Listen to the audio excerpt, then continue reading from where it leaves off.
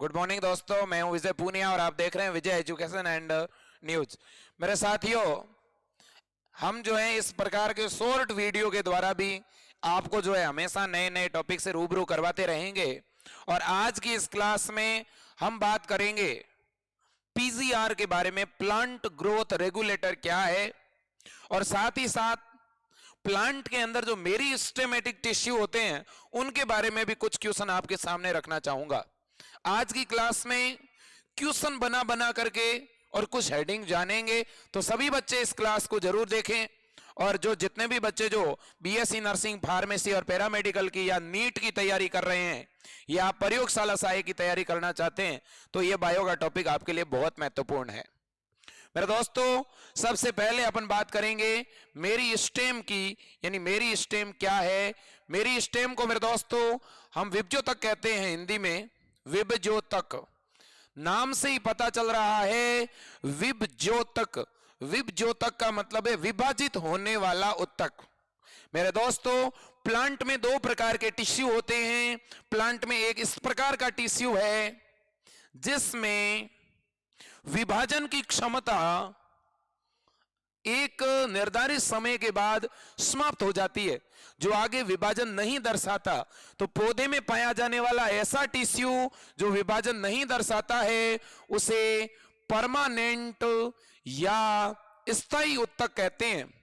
जबकि पौधे में एक दूसरा और टिश्यू होता है जिसमें विभाजन की क्षमता पाई जाती है, जिसमें डिवाइड होने वाली सेल पाई जाती है, और जो विभाजित होने वाला उत्तक है जिसमें विभाजन की क्या पाई जाती है, क्षमता, उसे क्या कहते हैं, विभज्योतक। मेरे दोस्तों, पौधों में विभाजित होने वाला उत्तक तीन प्रकार का होता है। कौन से तीन प्रकार का? एपिकल मेरिस्टेम, इंटरकैलरी मेरिस्टेम और तीसरा लेटरल मेरिस्टेम। पहले बात करते हैं मेरे दोस्तों कौन से मेरिस्टेम की? एपिकल मेरिस्टेम की। इसे मेरे दोस्तों शीर्षस्थ विभज्योतक कहते हैं और इंटरकैलरी को अंतर्वेशी विभज्योतक कहते हैं, और मेरे दोस्तों लैटरल मेरिस्टेम को पार्श्वीय विभज्योतक कहते हैं। सबसे पहले एपिकल की बात करते हैं। एपिकल मेरिस्टेम मेरे दोस्तों याद रखना, हमेशा प्लांट के जो भी एपिकल रीजन होंगे, जो भी शीर्ष भाग होते हैं पौधे के, वहां पर यह आपको देखने को मिलेगा। पौधे के कौन से भागों में मेरे दोस्तों? शीर्ष भागों में। जिसकी वजह से क्या होगा? जिसकी वजह से पौधे के जो सूट और रूट के जो टिप होते हैं, root tip and shoot tip, प्ररो और मूल का जो अंतिम भाग होता है, अंतिम सिरा होता है, वहां पर जो लंबाई बढ़ती है वो इस एपिकल मेरिस्टेम की वजह से बढ़ती है, याद रखना।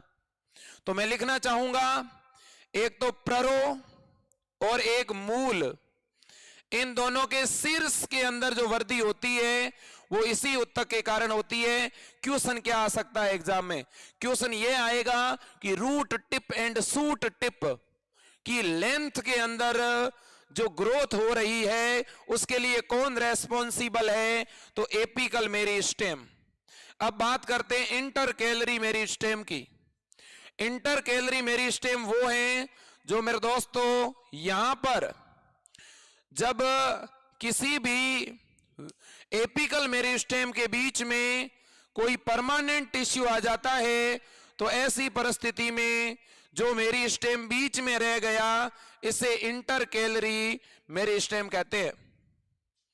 ये मेरे दोस्तों जो इंटर नोड होते हैं, जितने भी प्रकार के पर्व होते हैं, उनकी लंबाई को बढ़ाने का काम करता है। कहीं ना कहीं तने की लंबाई को बढ़ाने का काम करता है, ये बात याद रखना आप, ठीक है। अब बात करते हैं लेटरल मेरिस्टेम की, यानी पार्श्वीय मेरिस्टेम की। जैसे ये देखिएगा, यहां पर अगर कोई मेरिस्टेम है पौधे के इस रीजन में, ठीक है, लेटरल वाले भाग में, तो पार्श्वीय मेरिस्टेम क्या करता है? मोटाई को बढ़ाता है मेरे दोस्तों। लंबाई तो कौन बढ़ा रहा है? एपिकल मेरिस्टेम और इंटरकैलरी मेरिस्टेम। शीर्षस्थ और अंतर्वेशी विभज्योतक पौधे की क्या बढ़ाते हैं? लंबाई। लेकिन मोटाई कौन बढ़ाता है? तो लेटरल मेरिस्टेम मेरे दोस्तों मोटाई बढ़ाता है। 5 स्टार क्वेश्चन है, नोट कर लेना सभी बच्चे। क्वेश्चन क्या है सुनो, कॉर्क कैम्बियम और वस्कुलर कैम्बियम जो है वो किस प्रकार के विभज्योतक के उदाहरण हैं? कॉर्क कैम्बियम को कॉर्क एधा कहते हैं, जबकि मेरे दोस्तों वस्कुलर कैम्बियम को सवहन एधा कहते हैं। कॉर्क एधा और सवहन एधा किस मेरिस्टेम का उदाहरण है, किस विभज्योतक का उदाहरण है? तो याद रखना अंतर्वेशी विभज्योतक का। मेरे दोस्तों पौधे में दो प्रकार की ग्रोथ होती है, एक प्राइमरी ग्रोथ और दूसरी सेकेंडरी ग्रोथ। प्राइमरी ग्रोथ में क्या होता है, जरा चैट बॉक्स में कमेंट करके बताओ, प्राइमरी ग्रोथ में क्या होगा और सेकेंडरी में क्या होगा, जल्दी बताइएगा। मेरे दोस्तों याद रखना, जब भी प्लांट के अंदर प्राइमरी ग्रोथ होती है तब तो उसकी क्या बढ़ेगी, प्राइमरी ग्रोथ में हमेशा प्लांट की क्या बढ़ती है, लंबाई में वृद्धि होती है, याद रखना। लेकिन मेरे दोस्तों सेकेंडरी ग्रोथ के अंदर हमेशा प्लांट की क्या बढ़ती है मेरे दोस्तों, मोटाई बढ़ती है, याद रखना। तो अगर आपसे कोई कहे कि सेकेंडरी ग्रोथ में कौन सा मेरिस्टेम मदद करेगा, तो वो मदद करेगा लेटरल मेरिस्टेम, और एपिकल और इंटरकैलरी जो है प्राइमरी ग्रोथ के लिए रेस्पॉन्सिबल होंगे। क्लियर बात। अब आते हैं अगली हेडिंग पर। अगली हेडिंग है पीजीआर, प्लांट ग्रोथ रेगुलेटर। मेरे दोस्तों पीजीआर क्या चीज है? पीजीआर का मतलब होता है प्लांट ग्रोथ रेगुलेटर, यानी पादप वृद्धि नियामक। मेरे दोस्तों पौधों के अंदर दो प्रकार के हार्मोन होते हैं, एक तो ग्रोथ को प्रेरित करने वाला और एक ग्रोथ को रोकने वाला। तो एक तो होते हैं वृद्धि प्रेरक, एक तो हार्मोन कैसे होते हैं, वृद्धि प्रेरक, और एक होते हैं मेरे दोस्तों वृद्धि रोधक। तो पीजीआर यानी प्लांट ग्रोथ रेगुलेटर यानी पादप हार्मोन दो प्रकार के होते हैं, एक तो होते हैं वृद्धि प्रेरक यानी ग्रोथ इंड्यूस हार्मोन, और एक ग्रोथ इनहिबिटर हार्मोन। ठीक है मेरे दोस्तों, वृद्धि प्रेरक के अंदर कौन से हार्मोन आते हैं सुनिएगा, एक तो आता है ऑक्सीन, कौन आता है, ऑक्सीन। दूसरा कौन मेरे दोस्तों, जिबेरेलिन, और तीसरा कौन मेरे दोस्तों, साइटोकाइनिन, साइटोकाइनिन। तो अगर आपसे कोई कहे कि कितने हार्मोन जो है वृद्धि प्रेरक में आते हैं, तो 3 हार्मोन, ऑक्सीन, जिबेरेलिन, साइटोकाइनिन। वैसे कई बार इथाइलिन को मेरे दोस्तों वृद्धि प्रेरक में भी मान लिया जाता है, और कुछ बुक्स में आपको यह वृद्धि रोधक में भी देखने को मिलेगा। लेकिन मुख्य वृद्धि रोधक कौन सा हार्मोन है मेरे दोस्तों, मुख्य रूप से ग्रोथ इनहिबिटर कौन है, तो वो है ABA यानी एब्सिसिक अम्ल। कौन मेरे दोस्तों, एब्सिसिक अम्ल, ये मेरे दोस्तों वृद्धि रोधक हार्मोन है। क्लियर बात। अब एक एक लाइन में इनसे क्या प्रश्न बन सकता है, देखिएगा क्या प्रश्न बन सकता है। सबसे पहला जो प्रश्न बनेगा वो यह बनेगा कि एक प्राकृतिक ऑक्सीजन का नाम बताओ, प्राकृतिक ऑक्सीजन का नाम बताओ। तब एक नाम याद रखना, IAA, indole acetic acid, indole acetic acid, याद रख लोगे क्या, इंडोल एसिटिक एसिड कैसा मेरे दोस्तों, तो ये एक तरह का नेचुरल ऑक्सीजन है। क्लियर बात। अब इसके बाद में ऑक्सीजन सिंथेसिस अमीनो एसिड। मेरे दोस्तों ऑक्सीजन का संश्लेषण करवाने के लिए आपको पता होना चाहिए कि हमारे शरीर में जितने भी हार्मोन और एंजाइम होते हैं वो मेनली प्रोटीन के बने होते हैं, और प्रोटीन मेरे दोस्तों एमिनो अम्लों के बहुलीकरण से बनती है। तो आपसे अगर पूछे कि मुझे ऑक्सीजन बनाना है पौधे में, तो पौधे को कौन सा एमिनो अम्ल चाहिएगा, तो ट्रिप्टोफेन, याद रखना कौन सा एमिनो अम्ल मेरे दोस्तों, ट्रिप्टोफेन, याद रख लेना ट्रिप्टोफेन। ठीक है, अब मैं बात करूंगा ऑक्सीजन का कार्य क्या है। मुख्य रूप से प्लांट में ऑक्सीन क्या काम करता है मेरे दोस्तों? ऑक्सीन हार्मोन की वजह से पौधे का जो शीर्ष होता है, शीर्ष की लंबाई बढ़ती है। अगर आप पौधे का शीर्ष काट दोगे तो उसकी एपिकल डोरमेंसी समाप्त हो जाती है, उसका शीर्षस्थ प्रभाविता का गुण समाप्त हो जाता है और ऑक्सीन पीछे की तरफ बढ़ना शुरू हो जाता है, जिससे पौधे के अंदर लेटरल बड का फॉर्मेशन होता है और जिससे वो पौधा झाड़ी का रूप ले लेता है। ठीक है ना? आपने देखा होगा जितने भी माली होते हैं वो पौधे के कौन से भाग को काट देते हैं? एपिकल रीजन को काट देते हैं, जिससे पौधे के निचले भागों में नई शाखाएं निकल जाती है और वो पूरा एक झाड़ी का रूप ले लेता है। इसका कारण है एपिकल डोरमेंसी को समाप्त करना, ऑक्सीन को नीचे की तरफ लेके आ जाना। ठीक है, तो मेरे दोस्तों ऑक्सीन का काम क्या है? शीर्षस्थ प्रभाविता को उत्पन्न करना। शीर्षस्थ प्रभाविता का मतलब है ये शीर्ष वाले भाग में वृद्धि करवाएगा, लेकिन अगर शीर्ष भाग को काट दोगे तो फिर नई कलिका नीचे की तरफ निकलनी शुरू हो जाएगी। क्लियर? ठीक है, अब एक परिभाषा है। अगला प्रश्न मान लो आप, पार्थेनोकार्पी क्या है? पार्थेनोकार्पी को हिंदी में कहते हैं अनिषेक फलन।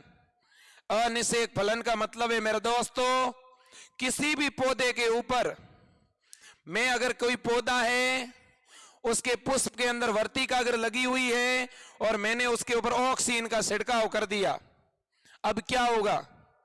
अब वो पौधे का जो पुष्प है, उस पुष्प का जो अंडाशय है, वो अंडाशय बिना निषेचन के ही फल में बदल जाएगा। ऐसे फल को अनिषेक जनित फल कहेंगे और ये घटना अनिषेक फलन कहलाती है। और मेरे दोस्तों अनिषेक फलन को प्रेरित करने वाला हार्मोन कौन सा है? ऑक्सीन। तो बताओ अनिषेक फलन को प्रेरित करने के लिए कौन से हार्मोन को काम में लेते हैं? ऑक्सीन को। ठीक, पार्थेनोकार्पी मतलब ऐसा फल जो बिना निषेचन के बना हो और जिसे बनाने के लिए हमने उसके ऊपर ऑक्सीन का छिड़काव किया हो, इसे प्रेरित अनिषेक फलन, इंड्यूस पार्थेनोकार्पी कहते हैं। ऐसा कौन सा हार्मोन है मेरे दोस्तों जिसका उपयोग हर्बिसाइड यानी खरपतवार नाशी के रूप में करते हैं?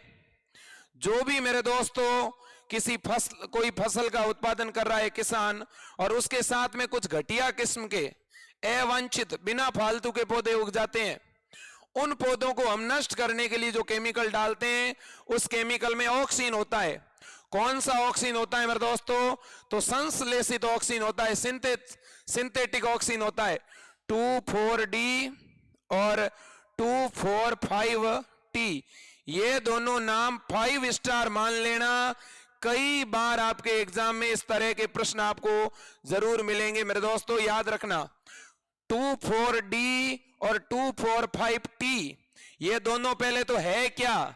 ये संश्लेषित ऑक्सीन है। ये संश्लेषित क्या है? ऑक्सीन है मेरे दोस्तों, सिंथेटिक ऑक्सीन है और इनसे हम किसको नष्ट करते हैं?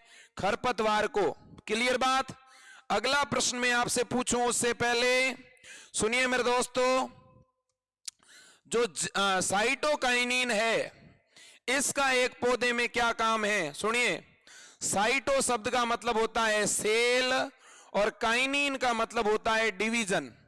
तो ऐसा कौन सा हार्मोन है जो किसी भी कोशिका में विभाजन को प्रेरित करता है? तो वो है साइटोकाइनिन। देखिएगा मेरे दोस्तों, यहां मैंने प्रश्न बनाए हैं, देखिए आप लोग। जब हम बात करते हैं किसकी? जब हम बात करते हैं साइटोकाइनिन की मेरे दोस्तों, तो सबसे पहले जो साइटोकाइनिन नेचुरली हमने निकाला, प्राप्त किया मक्का से, वो जो साइटोकाइनिन है वो है आपका जियाटिन। पूछा जा सकता है जियाटिन जो है वो किससे प्राप्त किया गया? मक्का से, मेज से, इसलिए नाम आ गया जिया। मक्के का भी वानस्पतिक नाम होता है जिया मेज। ठीक है मेरे दोस्तों, तो याद रखना जियाटिन किससे प्राप्त किया गया? मक्के से प्राप्त किया गया और ये फर्स्ट नेचुरल साइटोकाइनिन है। इससे पहले हमने मेरे दोस्तों एक और साइटोकाइनिन के जैसा पदार्थ अलग किया था, किससे अलग किया गया था? अलग किया था मेरे दोस्तों यीस्ट के डीएनए से, और इस पदार्थ का नाम है काइनेटीन। क्या नाम है? काइनेटीन। इसका काम भी मेरे दोस्तों क्या है? सेल डिवीजन को प्रेरित करना। तो काइनेटीन तो किससे अलग किया गया? यीस्ट से। और जियाटीन किससे अलग किया गया? मेज से। दोनों को ही आप साइटोकाइनिन कह सकते हो। मेरे दोस्तों एक प्रश्न आ सकता है आपके एग्जाम में कि ऐसा कौन सा प्लांट ग्रोथ रेगुलेटर है जो हमारे टीआरएनए का घटक है। पहले सीधे शब्दों में कहना चाहता हूं, इनमें से ऐसा कौन सा हार्मोन है जो न्यूक्लिक अम्ल के घटक के रूप में पाया जाता है, मतलब जिसमें न्यूक्लिक अम्ल होता है। तो मेरे दोस्तों कोशिका विभाजन वाला हार्मोन ही न्यूक्लिक अम्ल से संबंधित होगा, तो इसलिए साइटोकाइनिन का संबंध न्यूक्लिक अम्ल से है। और टीआरएनए, आरएनए का मतलब क्या होता है? राइबोज न्यूक्लिक अम्ल। तो आपका आंसर क्या होगा? आपका आंसर होगा साइटोकाइनिन। साइटोकाइनिन टीआरएनए का क्या है? घटक। ठीक, अब सुनिएगा मेरे दोस्तों, अब बात करते हैं अगर इथाइलिन की। इथाइलिन के बारे में प्रश्न क्या आ सकता है? इथाइलिन के बारे में यह प्रश्न आ सकता है कि फलों को पकाने वाली गैस कौन सी है? जो कच्चे फल हैं उन्हें तुरंत पका करके, मेरे दोस्तों बाहर जो व्यावसायिक स्तर पर जो किसान होते हैं जिन्हें बहुत कम समय में पौधे के ऊपर फल परिपक्व करने हैं, तो ऐसी परिस्थिति में वो क्या करते हैं? इथाइलिन का छिड़काव करते हैं। ये गैसीय हार्मोन है मेरे दोस्तों। कैसा हार्मोन है? गैसीय हार्मोन है। कौन? इथाइलिन मेरे दोस्तों। अब नेक्स्ट जो क्वेश्चन है वो एब्सिसिक अम्ल के बारे में क्या बन सकता है? एब्सिसिक अम्ल के बारे में प्रश्न बन सकता है कि स्ट्रेस हार्मोन कौन सा है? ऐसा कौन सा हार्मोन है जिसे हम तनाव हार्मोन या स्ट्रेस हार्मोन कहते हैं मेरे दोस्तों? तो आप कहोगे एब्सिसिक अम्ल, ABA। कैसा हार्मोन है? तनाव हार्मोन है मेरे दोस्तों। अब आप कहोगे सर तनाव हार्मोन का मतलब क्या? तनाव हार्मोन का मतलब यह है कि जो पौधों के शरीर में प्रतिकूलता उत्पन्न करता है, जैसे कि पौधे में जल की कमी हो गई, प्रकाश बढ़ गया, पत्ती के अंदर हानिकारक पदार्थ बढ़ गए, तो ये क्या करता है? पत्तियों को सूखा करके, मुरझा करके उन्हें हटा देता है। ये पत्तियों के विलगन को बढ़ावा देता है, पत्तियों को झाड़ने का काम करता है। ठीक है ना? तो याद रखना, प्रतिकूल दशाएं जितनी भी है, उन प्रतिकूल दशाओं में, विपरीत परिस्थितियों में पौधे में यह हार्मोन बनता है। ठीक है, यह बात भी आपको याद रखनी है। और भी बहुत सारे प्रश्न हैं, लेकिन मेन जितने भी है मैंने आपको बताए हैं। इस तरह के छोटे छोटे वीडियोस मैं आपके साथ शेयर करता रहूंगा मेरे दोस्तों, तो आपको याद रखना है। और मैं आपसे जाते जाते 5 क्वेश्चन और पूछ के जा रहा हूं, जिनके आप नीचे कमेंट बॉक्स में आंसर देंगे। सबसे पहला प्रश्न, मनुष्य के यूरिन के अंदर, मानव के मूत्र में किस हार्मोन के जैसा रासायनिक पदार्थ पाया जाता है? इसके बाद में अगला प्रश्न आपसे पूछ रहा हूं और आप चैट बॉक्स में भी आंसर लिख सकते हैं। नेक्स्ट जो क्वेश्चन है वो है रिचमोंड लेंग इफेक्ट, जो कि मैं जब ये टॉपिक पढ़ाऊंगा तो आपको बताऊंगा। रिचमोंड लेंग इफेक्ट कौन सा हार्मोन प्रदर्शित करता है? नेक्स्ट प्रश्न, वह हार्मोन कौन सा है जो कि पुष्पन के लिए जिम्मेदार है? फ्लावरिंग, प्लांट में फ्लावरिंग के लिए कौन सा हार्मोन जिम्मेदार है? नेक्स्ट क्वेश्चन, प्लांट के अंदर ऐसा कौन सा हार्मोन है जो कि कॉर्क कैम्बियम में पाया जाता है? सॉरी, कॉर्क कैम्बियम में पाया जाने वाला मेरिस्टेम कौन सा है? और इसके बाद में मेरे दोस्तों नेक्स्ट और अंतिम क्वेश्चन आपसे पूछना चाहता हूं कि जो प्राकृतिक ऑक्सीजन होता है, इस प्राकृतिक ऑक्सीजन का रासायनिक नाम क्या है? तो मेरे दोस्तों आज के लिए इतना ही, लेकिन जाते जाते एक बात कहना चाहूंगा। आपसे अनुरोध करना चाहूंगा कि आपके पास केवल 20 दिनों का समय है और इस समय को सही ढंग से यूटिलाइज करना है, बढ़िया पढ़ना है, बिना किसी तनाव के पढ़ना है, हंसते रहना है, मुस्कुराते रहना है, अपने स्वास्थ्य का ख्याल रखना है। और जिन बच्चों ने अभी तक हमारे टीम के द्वारा बनाई गई मॉडल पेपर क्वेश्चन बैंक नहीं ली है वो जरूर ले ले। नीचे आपको नंबर शो हो रहे होंगे, उन पे आपको 120 रुपए गूगल पे या फोन पे करना है, जिससे मॉडल पेपर और क्वेश्चन बैंक दोनों ही आपके ऊपर भेज दी जाएगी। आज के लिए इतना ही। जय हिंद, वंदे मातरम, भारत माता की जय।